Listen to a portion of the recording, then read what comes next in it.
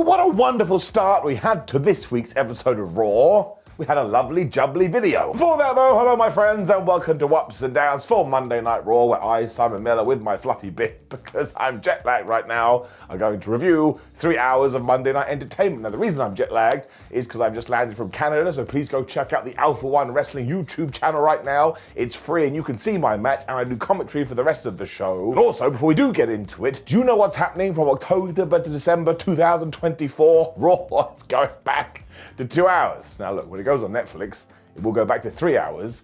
This is like somebody coming in here right now and saying, Simon, you can have your hair back and you'll be bald again next year. So it's been a roller coaster of emotions for me to go and support me on YouTube instead, which you're actually already doing. Let's just up those down. But anyway, going back to this video, it was because we were about to do the Wyatt 6 versus American Made, which is a long-term feud, because we actually treat the television shows like they are special. Oh my gosh. It was like we were about to check something from WrestleMania. It was also really entertaining as well because it was a street fight and it started off with Ivy Nile taking on Nikki. I am most definitely inspired by Resident Evil 7 Cross, and she just went for this person. I've been looking forward to that. We haven't seen a fight in months. The Wyatt entrance as always is just the best as well, but Chad Gable didn't care. Eventually he got Kenny the Kendo stick and he was whacking people when he tried to whack Eric Young. I was like, do you not understand about whacking big people? If you try and whack a big person, their like shield armor kicks in and you're gonna get whacked instead. This is when Ivy actually came up with a plan, because she got a fire extinguisher, went in his face.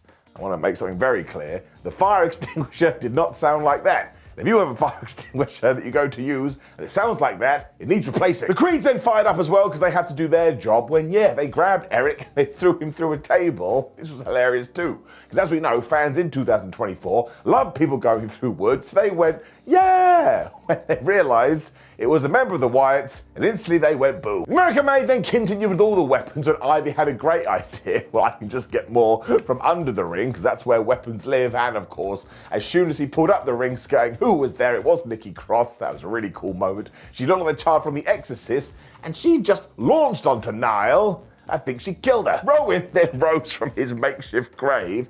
I don't know what to do about this, because my emotions have been split. He started throwing people into Barry Barricade when he ripped Barry away from his brotherhood. I don't know what that means. And he was using it as a baseball bat and just swinging it around. That's like, I think that means you've killed Barry Barricade. He's already dead once. We had a funeral for him last year. Then got all of the 1-2 oohs when Chad was sick of this, so he hit Joe Gacy with an angle slam through a table. That's when I knew 100% it was Joe Gacy. Watch any single match that he's in, that poor guy always takes punishment. Nikki then did a net breaker through some chairs, which was also cool when we got our big moment, because Uncle Howdy was looking at Chad Gable, and Chad Gable was looking at Uncle Howdy. And I guess Uncle has some power in his eyes, because Chad was about to be murked. Because Eric Rowan was back and he just obliterated this guy through the steel stairs when Uncle Howdy gave him the Sister Abigail, and we just hit move, move, move, move, move, move. When he got hit with the splash, and for like the third time in a row, Chad Gable did take the pin. But I wouldn't worry, my friends. I can feel it in my loins.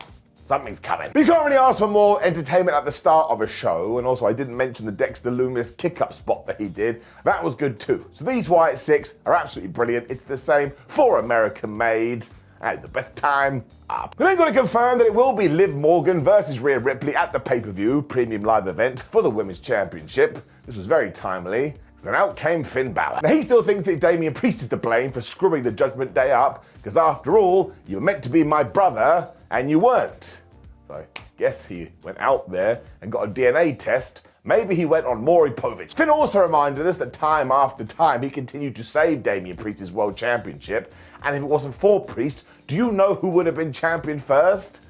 Would have been Finn Balor. And actually, he is telling the truth. Sometimes he's not the heel in this situation at all. So it all comes down to this stupid briefcase when he told Damian Priest to come to the ring, and then Damian Priest just came to the ring. As always, he was about to whip Finn Balor's ass. Balor didn't care about any of this because ultimately it comes down to the fact that Damian Priest, when they were in the group, just reduced him to a sidekick. And he's no sidekick, he's the main event, or the hero, whatever the opposite to a sidekick is. He'd also done some business as well, because at the PLE Bad Blood it is going to be Priest versus Finn.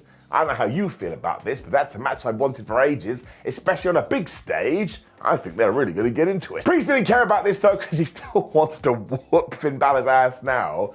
Balor's like, well, I wouldn't do that, because you know what Judgment Day like to do, but Damien didn't care. And they did all swarm on him. This is why Damien Priest is the coolest babyface. For a few seconds, he was just beating all of them up. He was also strangling Dominik Mysterio. It does mean the Judgment Day must have beepers, because they were out here so fast, but listen, it still was like 472 on 1, and Liv Morgan was out there like attacking people's feet when Rhea Ripley tried to make the save, but she was still on a crutch, so you knew what was going to happen here. Liv went after her knee too, and all of a sudden, they were using the crutch as a weapon. This really was, though, to get over how friendly the Terror Twins are, because Damien Priest put his lifeless body onto Rhea Ripley's lifeless body, so even though they still really did get beaten by these weapons, you had a tear in your eye because it reminded you what love is. Dominik then joined in as well, because of course we have to get back to that match too, when Finn Balor was going to go for the coup de grace, when finally, the message had got to Jey Uso. As opposed to Judgment Day, are really scared of chairs, because when they saw he had Charles, they all ran away. Jey then checked on his newfound buddies, and for all of those people that are like, oh, the new Judgment Day gets beaten up all the time, well, not here they didn't. They were a proper dominant force. There's a small side of me, this side right here, that thinks maybe Liv Morgan does win that match. I mean, I'm sure I'm just talking crazy, but it's fun to be nuts. Giving it up. When Braun Strowman lied right to my face. He was chatting to Jackie Redmond and admitted, yeah, sure, listen, I'm totally flubbed up from when Bronson Reed used me to explode a car, and I made it even worse last week when I decided to compete in a match. And a bit like, well, whose fault is that? The thing is, though, a wounded monster is more dangerous. I was like, no, that is not true. That has never been true, unless you're worried that all your limbs are going to fall off and somebody's going to trip over said limb, then sure, you're a little bit more dangerous. Braun Breaker then walked in, though, and just wrecked him, because he was just like, oh, wow, big deal. You think you're a monster? I could still break you in two. I mean, remember what my name is. And the only reason he is still standing is because he hasn't taken on Braun yet. And Braun Strowman was like, man, you've forgotten who I am. I was like, dude, he definitely hasn't forgotten who you are. He knows about all your injuries. Breaker then finished this by calling Braun Strowman a big sob, and I had a meltdown, because it's a stupid t-shirt. It says big son of a bitch, but it says big SOB. That was my joke. I was making that joke at Ups and Downs a few weeks ago. Now, Braun Breaker hasn't stolen it. He don't watch this stupid stuff, but still, made me go crazy. And now I feel like there's been a theft. It was good, though, because Braun Breaker was going to do this for all the competitors in our main event, which we'll get to when we had a women's tag team title championship match. This is fine. Because it was Jade Cargill and Bianca Belair taking on Alba Fyre and Isla Dawn, and essentially only went about 6 minutes. We pretended to the unholy Julian Friends Party, whatever they're going to call. We're going to get the win when they hit their finish. Jade Cargill broke it up at the 1-2. We also made sure that Jade got the hot tag here, and I just want to go back to what I always go back to. Some people are like, oh man, she needs to do more than this. No, she doesn't. She's so damn good at it. If you just want to make her a powerhouse that goes crazy every now and then, I will be fine with this until the end of time. I mean, not every single thing has to be 25 minutes with a Poison Rana, although I do like that move. And at one point, Isla booted Bianca Belair right in the face, but she forgot about Jade Cargill, who then booted her in the face when they hit their German suplex DDT thingamajig, and they just got the 1-2-3. But I was pleasantly surprised. At least we got a half-decent tag team title defense on Raw, giving it up. The only thing stopping it going through those next levels, though, is because we do need to invest more story into this. And I know I say it every single week, but we have to say it every single week until it is fixed. Otherwise, I can't review the show and give you my honest thoughts. WWE can do this tomorrow too, because they have all the chess pieces. Everybody involved with this is awesome. We just need a bigger why, which is ironic coming from me. And listen, WWE should actually be giving themselves a pat on the back to do with this. They have raised the bar so high. This is just what's happened, but it is a doubt. Joe Tessitore, our brand new Raw commentator, then told us that Rhea Ripley and Damien Priest had gone to a local medical facility. So if that wasn't a troll or a joke or a rib, I don't know what's going on anymore. Jackie Redmond was also in the back. She was talking to the LWO, but they could barely say anything because in walked the Judgment Day. Finn was totally furious because Rey Mysterio called the Judgment Day the Addams Family. I was like, man, that ain't even a tiny reference and you shouldn't be getting offended by it. But that was totally cool because they got so mad at each other. Later on, we are getting Finn Balor and Rey Mysterio. I would always take two goats going at it. When I was so damn happy, and I mean this literally, I mean this seriously, because Bret Hart returned to Raw in Calgary. So I just love him because he is my favourite all time, and he seemed genuinely pleased about the reaction he did get. I will never get over the fact that WWE don't use his old theme, but I presume it's a licensing issue. But let's just push that to one side. I thought this totally ruled. The Bret chants lasted for ages too, as Wade Barrett asked him about what's going down right now, and Bret told the truth. He was like, listen, if we go back in the day, nobody took more pride in being a champion than me, and I think that comes down to the Canadian spirit. We will take on anybody. That is why he is the best there is, the best there was, and the best there ever will be. When, of course, Gunther's music hit, and he interrupted, and I could feel it in my Tootsie Toes. That was very exciting. Now, Hart seemed to love how much Gunther did get booed, and this ring general, he had two lines that were proper zingers. The first is that Bret has talked some truth here in the sense he was the best there was, but if we are talking about there is and ever will be, well, right now it's me, the World Heavyweight Champion. He then told the Hitman he'd love to share some personal information, because when he was growing up, he actually did look up to Bret Hart, because he was his second favourite wrestler in the world. His first being Bill Goldberg. I fell on the floor. I was like, man, that is so insider in the best way. Even Bret laughed at this. I mean, if you know, you know. Now I'm just going to stand here and give you a round of applause. Thank you for having fun with this. I thought it was tremendous. It also means Gunther is trying to get on the Hatred of the Year board when Sami Zayn's music hit. And these fans went wild again. This was a really enjoyable time. He thinks Gunther is an asshole for speaking this way to Bret Hart in Canada, where he said, look, man, you do it, I do it, we all do it. We still study this man's matches. Seriously, if you are an up-and-coming wrestler, you should do that too. Bret Hart matches are so damn layered, you can learn something every single time. He also felt that Hart had just reiterated the message that Sami Zayn had sent last week. Why don't you want to fight me, Gunther? Because if you are a fighting champion, that is what you would be doing. But Gunther honestly just went, still not going to do that, because Bret Hart isn't in my league, and Sami Zayn, you're not even in Bret Hart's league, so if we do the maths, you have totally woefully failed. He had irked Bret by this point, though, who called Gunther a coward, and we have found his Achilles heel. If you say that Gunther has a yellow belly, he will get a bit annoyed, because he took his jacket off. I think he was going to attack the Hitman. Zayn instead got in his face, and eventually they did go at it, with Sami getting the upper hand. This is always important, because if a babyface is going to start a fight, which kind of happened here, you want them to walk away going, ha, I did it. Hart and Zayn also hugged at the end of this, which was another feel-good moment. And I might actually go and watch this again later. Sometimes wrestling just clicks. It was wonderful to see Bret Hart used in this way. I am totally going to give it an up. He really is the very best. This is when Bron Breakker went and found potential opponent number 2, but it was Pete Dunne, and he was going to call him Butch before Peter Dunne was like, you better not call me that. It's also because Dunne has a plan. He's going to win tonight, then he's going to win the NXT title, and then he's going to win the Intercontinental title. And I was like, man, you'll probably go to Disneyland. Bron just laughed this off because there's no way it's going to happen. And as soon as he was out of frame, Sheamus must have been stood right there the whole time. So how didn't they see him? Because he came flying in there. He took out Peter, and just when he was going to hit him with the shillelagh, officials broke it up. And I was like, that is so unfair. He has been hit with this damn thing for weeks on end. You should have allowed him to get one smack. Pete seemed to hurt his knee throughout all of this as well, so that probably is going to explain why he doesn't beat Trick Williams. Listen, given that the pay-per-view is called Bad Blood, I would probably do Sheamus versus Pete Dunne there. When a secret awesome modern day feud continued, it was Dominik Mysterio versus Dragon Lee. They've actually fought a curious amount of times. It is always good though, and finally we broke the curse, because I don't think Lee has had a match on Raw and SmackDown since June, and June was ages ago. Also, we need to be nicer to him. He is a dragon. For whatever reason, though, nobody decided to tell the Judgment Day, don't go to ringside.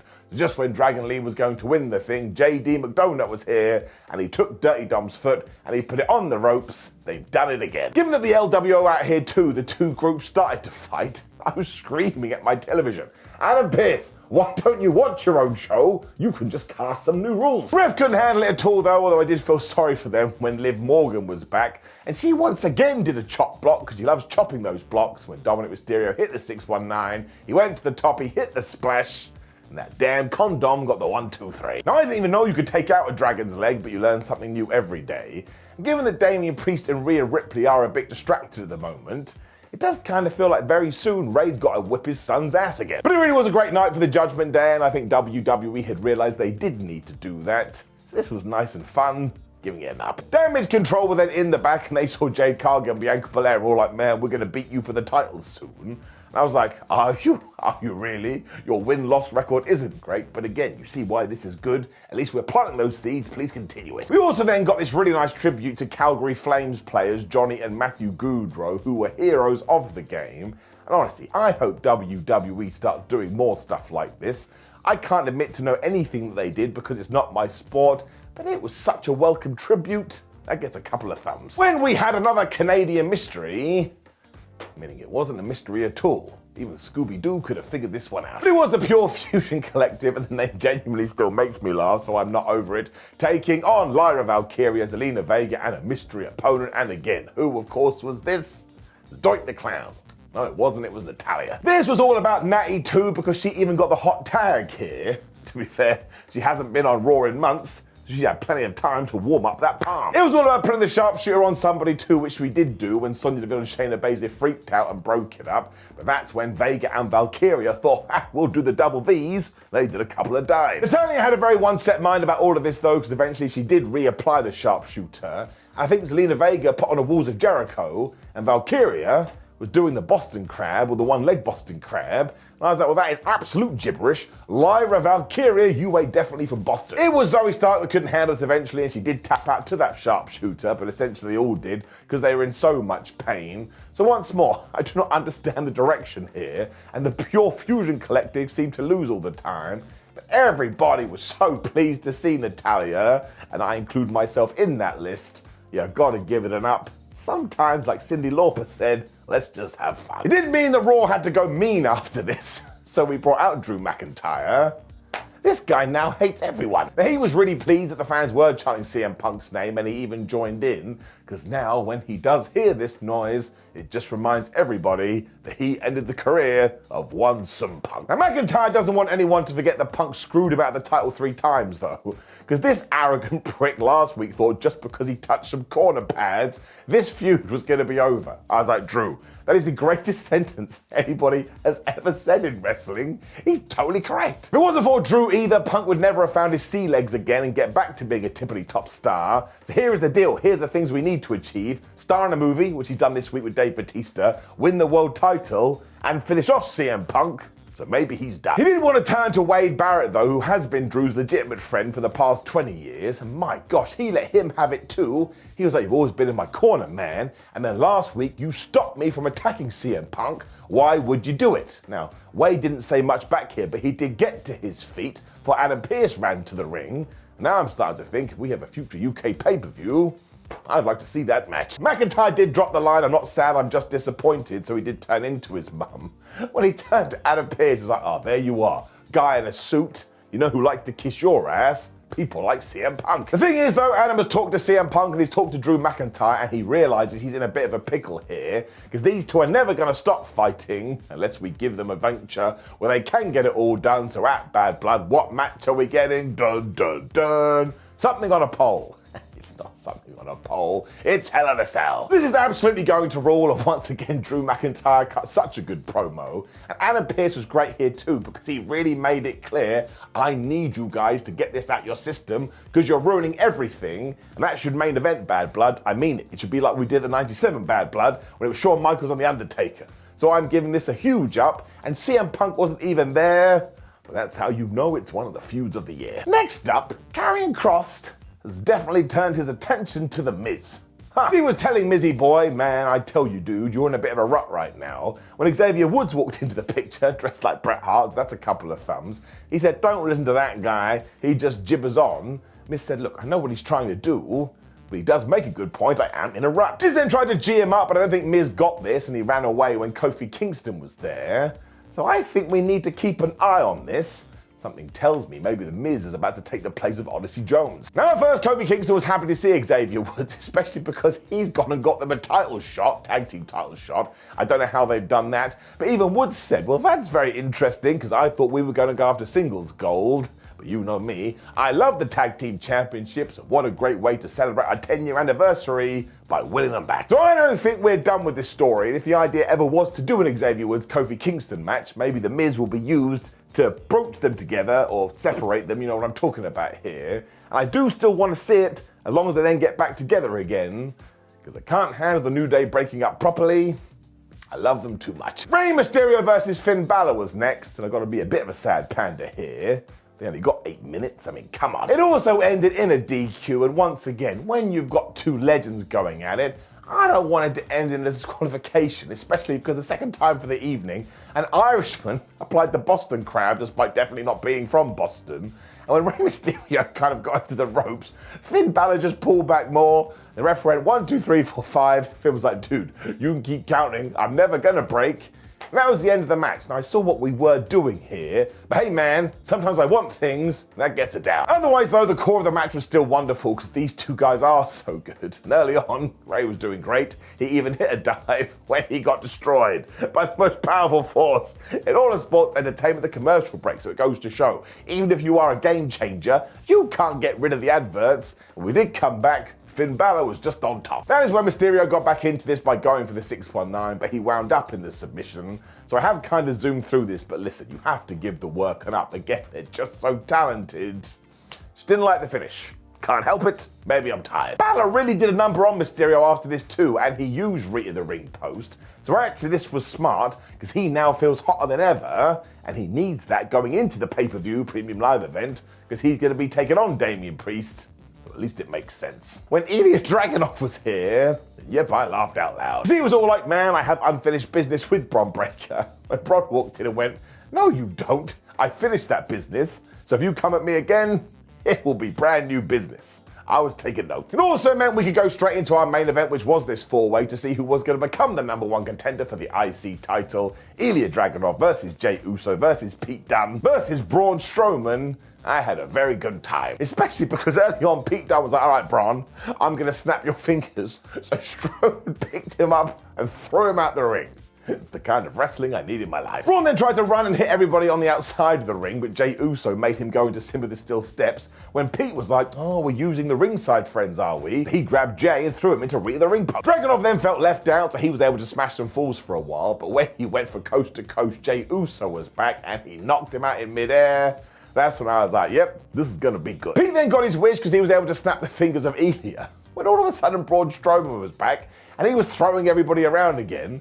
So he must be like Batman to the bat symbol. If somebody starts breaking a digit, Braun Strowman will appear. He then decided somebody had to go through Alan the announce table. Went from nowhere. Bronson Reed was here, and this was so damn cool because he was able to turn the tables quite literally and smash Braun Strowman through this thing. And it's been what, 3 weeks, 4 weeks? He feels like the biggest deal in the company, and he had to miss last week through illness. So please, WWE, keep this going. And it was so unexpected and made me laugh out loud. I'm giving it its own separate up. It also served as somewhat as a distraction because at that point, Jey Uso got the spear of Ilja Dragunov when WWE did their favorite finish because Pete Dunne was there. He ejected Uso from the building, and just when he was going to steal the pin, Dragunov kicked out at 2. Peter then went back to the hands because he's obsessed with the things and tried for the bitter end, but Dragunov was basically able to reverse that into an H-bomb when we did it again like Britney Spears because Jey Uso got back in the ring. He did away with Ilja when he hit that big old splash to a Pete Dunne who was already dead. He had been bombed. 1, 2, 3.